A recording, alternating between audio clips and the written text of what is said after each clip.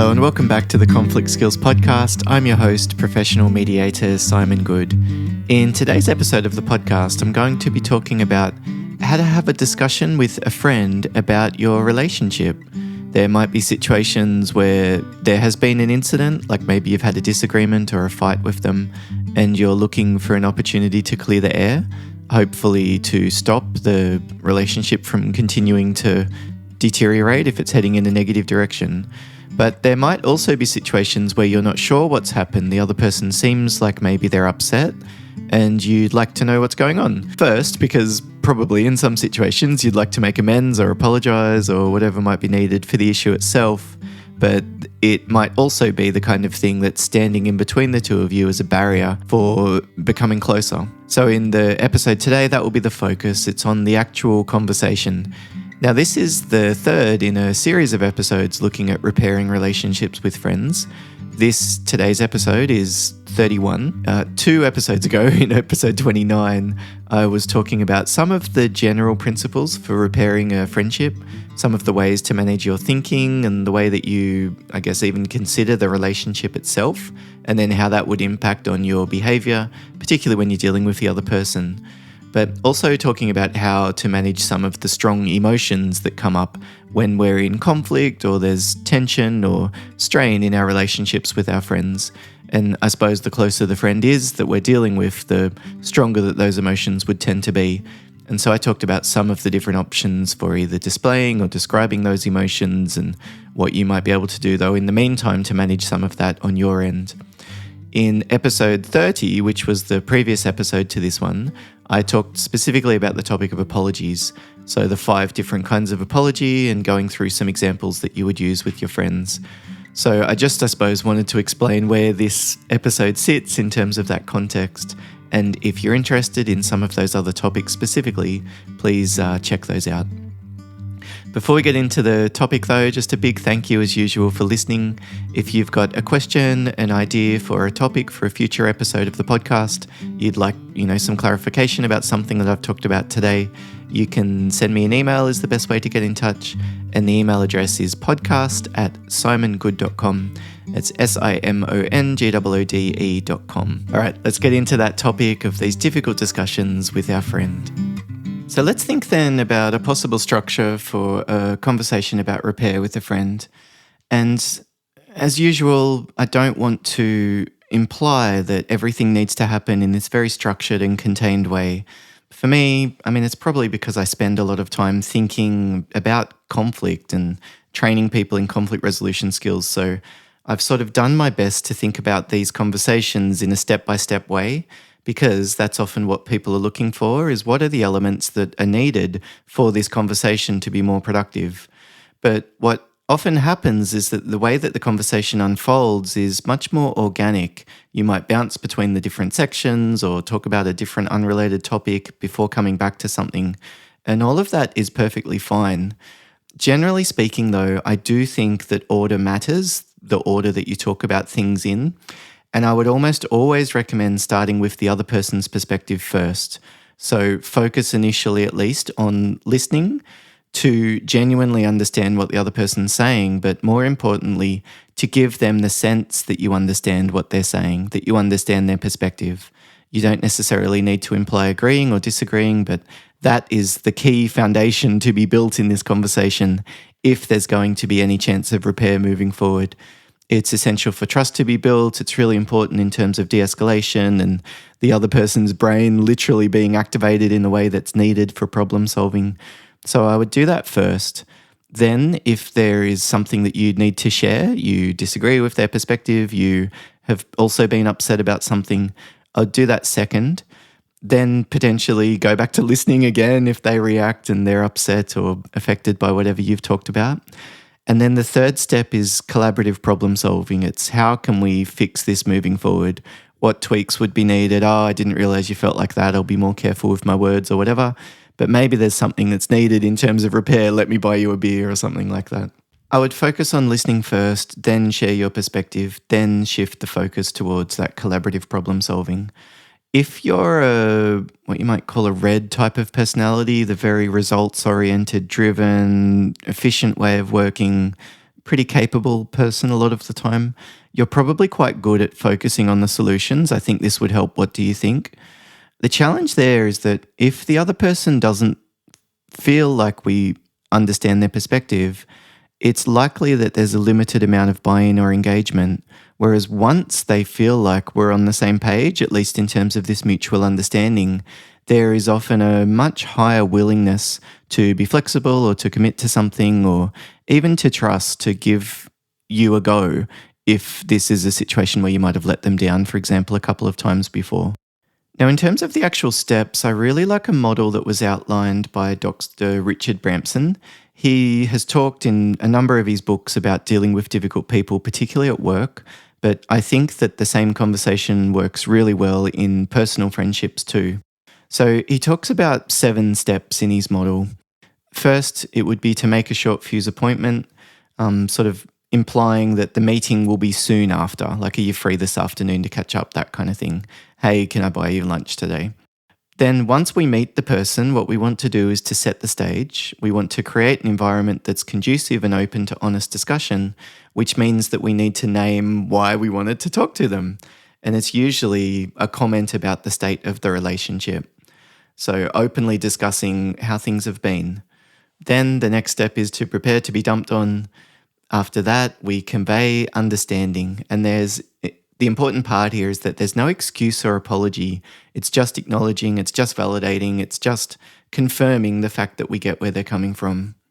Then we would state our intentions and then finally move on to problem solving. So in an example with a friend, a short fuse appointment might look like something like, hey, you're free later this afternoon, or is there a time this week we can catch up? And if they say, how come, or what's the big deal, or why is it urgent, you probably will need to refer to the fact that you want to talk about the relationship. So I'll just do it in a very mutual and neutral way. I wanted to talk about how things have been between us, or just wanted to touch base about what's going on in both of our lives lately and where our heads are at, or I just wanted to touch base about how things have been, what's been going on, sort of feel like we've been a little bit disconnected and wondering if maybe this might be an opportunity to connect. You might need to explain the fact that you want to meet to talk about the relationship, although in other situations you might just leave that until you actually meet. But then it is important to at least shift the conversation to that topic. And one of the ways that you can do it that tends to not trigger the defensiveness is just talk about facts. But again, we would talk about this in a very mutual way. I noticed we've been arguing more than we usually do lately. Or it feels like our conversations haven't been as easy as they used to be. You could say something like, I feel like I need to walk on eggshells around you, or you've been so reactive, or every time I've wanted to hang out, you've brushed me off. But again, I just feel like a much more mutual way of phrasing that is often just so much more helpful. It seems like maybe we've got different needs in terms of hanging out together. Or it just sounds like we've got different ideas about how frequently we'll do whatever the activity is that we normally do. So it's commenting something about the relationship. It feels like things have been a bit strained. I wonder if there's been a bit of tension between us lately. I'm wondering if I've done something that's upset you.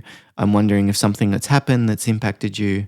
And then the 4th step is prepare to be dumped on. I really want to understand how you're feeling about all of this. Please be honest with me, even if it's hard to say. What I'll really do is try my best to listen without judging or defending myself. Like explicitly saying that, but showing them that you're prepared to do that. If they finish something and you're feeling like your buttons are getting pushed, do your best to just say, okay, look, I wasn't aware of that. Could you tell me a bit more about this or this or this? The curiosity needs to be genuine, but it should be about going to the underlying facts. I was just so annoyed when you did this. And that might be, from your perspective, completely unfair. It wasn't your fault. And why should they be annoyed at you? But the starting point should be about acknowledgement. Gosh, I hadn't realized that you were feeling that way. Is this the first time that you felt like that? Or have there been other situations where a similar thing has happened? So we can almost prepare to be dumped on. Often when this catches us off guard, we might get defensive and react. But given the fact that you know that this maybe a difficult conversation is coming, hopefully this is something that you are prepared for. Then we convey our understanding, and then the following step is to state your intentions. So you could say something like, I can see why you felt upset when I cancelled our plans at the last minute. Again, there were a number of factors that were outside of my control, but nevertheless, I can really see where you're coming from. You were counting on me and I let you down.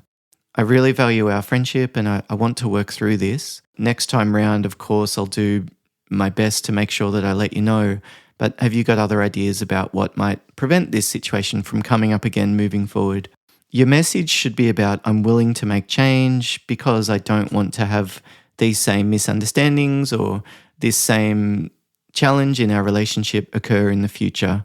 And then again, it does depend on the situation that you're dealing with, but after that, it would be problem solving. Do we need to put some dates in our diary so that there's not all of the back and forth and crossed wires about scheduling when we're going to catch up? Maybe there are particular topics that you've discussed and one person was annoyed that you've shared that in public. We'll maybe discussing then how you'll manage interactions moving forward. If it was a social media fight or something like that, maybe you could just agree not to comment on each other's posts or, depending on the situation, there might be specific steps that are needed. And of course, the more detailed that you are in that plan, the more likely it is that you'll follow through with it. But in other situations, it's probably fine just to say, gosh, thanks for letting me know and I really appreciate your willingness to listen. On my part, I'm really willing to do my best to make sure that I'm a little bit more aware or I'm a little bit more patient or careful in my words or whatever else you're actually assuring them that you're going to do. And then maybe in some situations, the best strategy then is to shift the topic. I'm not necessarily saying that every Australian wants to go and drink a beer, but that could be one option is how about we go and have a drink? Or how about we go for a walk with the dog? Or how about we, get together and play some video games or whatever it is that you would normally do with that particular friend. In terms of the tone, of course, we want to use the low tone, the slow speed in our body language, particularly when the other person's starting to get worked up. Just doing our best to stay very composed and neutral. We're paying attention, we're listening, we're engaged, but as much as possible, we're not reactive.